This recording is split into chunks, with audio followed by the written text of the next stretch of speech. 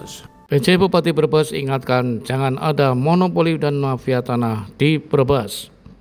Pemerintah Kabupaten Brebes bersama kantor ATR BPN Brebes berkomitmen mensejahterakan masyarakat melalui program pertanahan.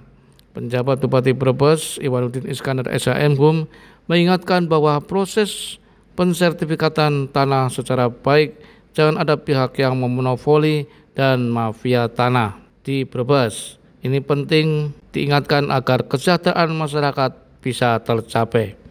Demikian disampaikan penjabat Bupati Brebes Iwanuddin Iskandar saat membuka rapat koordinasi gugus tugas reforma agraria atau GTRA di Hotel Didi Jaya Brebes. Mafia tanah, kata Iwan, membuat susah masyarakat, membuat investor malas berinvestasi di Brebes, berpotensi merusak lingkungan, serta berpotensi melanggar tata ruang. Dia percaya bahwa BPN dapat memberikan solusi dan formulasi terkait permasalahan tanah. Rakor ini bertujuan untuk menyamakan visi misi serta menyatukan fungsi GTRA yang harus dilakukan agar kesejahteraan masyarakat terjamin. Iwan mengharapkan ada pola cara menemukan tanah-tanah terlantar yang sedianya bisa dimanfaatkan masyarakat, kemudian diredistribusikan. Pihaknya juga akan bersinergi dengan BPN dari tingkat desa sampai OPD. GTRA harus hadir untuk menemukan solusi sehingga dapat mengatasi masalah dan kebutuhan akan pensertifikatan terkait kepastian tanah. Kepala ATR BPN Brebes Yamto menyampaikan objek dari GTRA sebetulnya berpotensi di Brebes karena cukup banyak. Di samping terdapat tanah objek reforma agraria atau TORA yang partikelir atau bukan untuk umum di Kecamatan Kersana. Tanah yang sudah digarap dari tahun ke tahun sampai dengan saat ini masih terus dilakukan sertifikatnya. Kata Siamto, ada objek tanah di kawasan hutan yang diistilahkan dengan tanah penyelesaian penguasaan tanah kawasan hutan atau PPTKH. Terdapat di berbagai desa, digunakan untuk fasilitas umum, lapangan, kantor desa, juga hunian masyarakat setempat. Melalui GTRA akan kita identifikasi dan inventarisasi, kemudian objek PPTKH diusulkan ke pusat untuk dapat SK Biro pelepasan kawasan hutan, lalu akan dilegalisasikan dan diberikan kepada subjek hak masing-masing. Lanjut Siamto, ada juga potensi tanah timbul namun juga tersumbat. Salah satunya adalah di Kecamatan Losari. Ini harus ditangani secara benar dan berkoordinasi dengan beberapa unsur batas wilayah antara Jateng dan Jawa Barat, antara Brebes dan Cirebon. Adanya tanah timbul harus kita pastikan posisi sesungguhnya, apakah masuk Jabar atau Jateng. GTRA tidak bisa bekerja sendiri, kalau lintas wilayah harus ada GTRA tingkat provinsi. Target GTRA, kata Siamto, bekerja dalam suatu tahun anggaran, menyelesaikan targetnya yang mampu diidentifikasi lalu diselesaikan di tahun mendatang.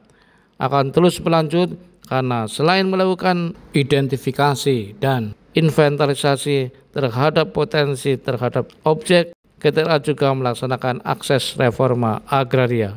Bila tahun pertama, tahun kedua, dan tahun ketiga seterusnya akan berlanjut sampai dengan fasilitasi kepada masyarakat, misalnya terkait marketing, pemasaran, serta distribusinya juga menjadi tugas GTRA. Pada kesempatan tersebut juga dilaksanakan penandatanganan kesepakatan antara kantor ATR BPN Brebes dengan para kepala OPD Kabupaten Brebes. Obor terkini memberitakan.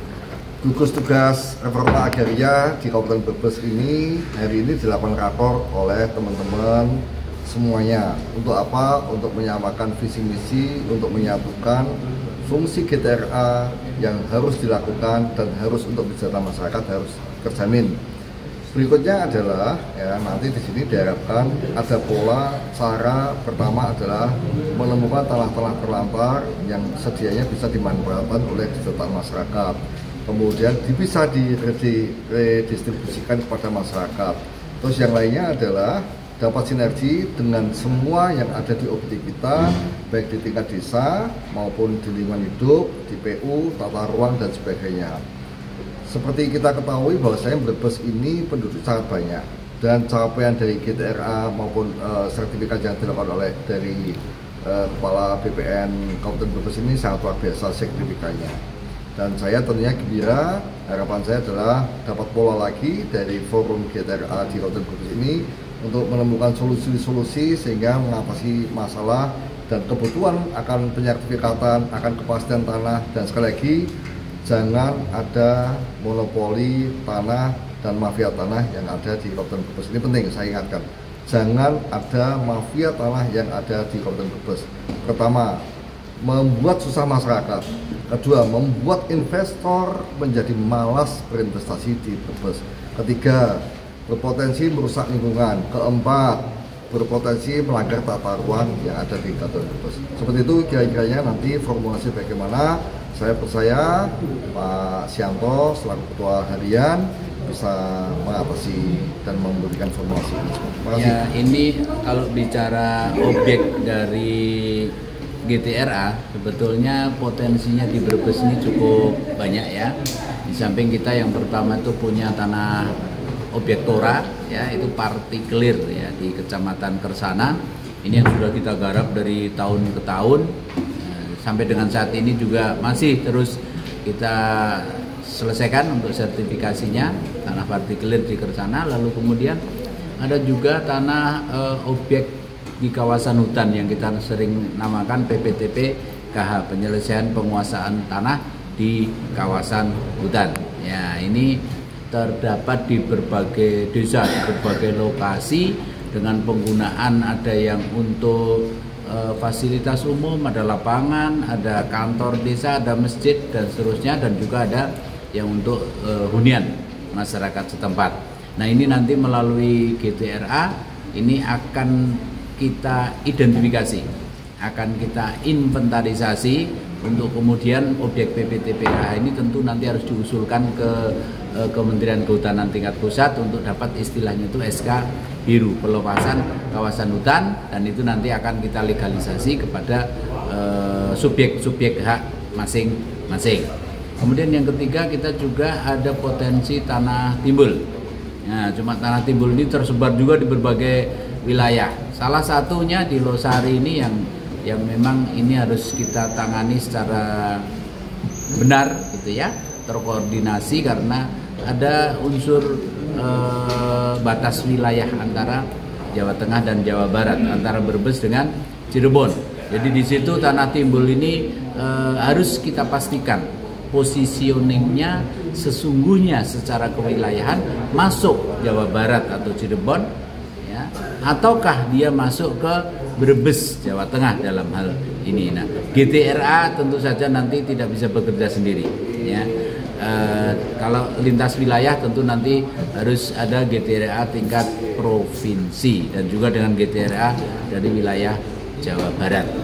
Ini setidaknya ya beberapa objek. Di samping itu yang di luar kawasan hutan ini juga sebetulnya potensinya banyak sekali. Potensinya banyak sekali. Itulah yang menjadi tugas kita sebagai gugus tugas reforma agraria yang dikepalai ya, diketuai oleh Pak Bupati tadi.